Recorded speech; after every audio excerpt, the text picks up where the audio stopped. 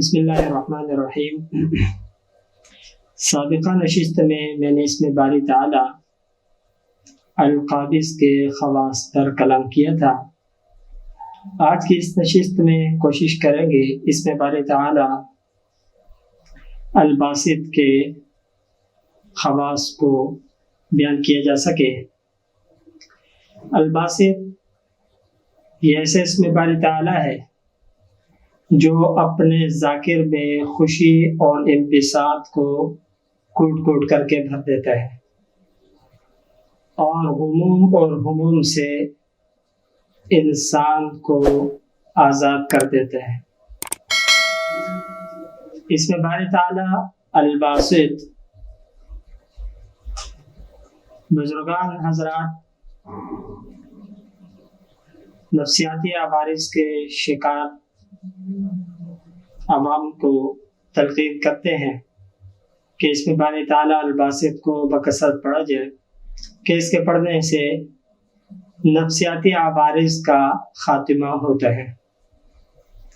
اس میں باری تعالی الباسط اپنے ذاکر کے دل و دماغ کو روشن کر دیتا ہے اور دل و دماغ سے متعلق جو امراض ہیں جیسے وہم اور دیگر نفسیاتی عوارض، ان سب کا شافی علاج اس اسم باری تعالی میں موجود ہے۔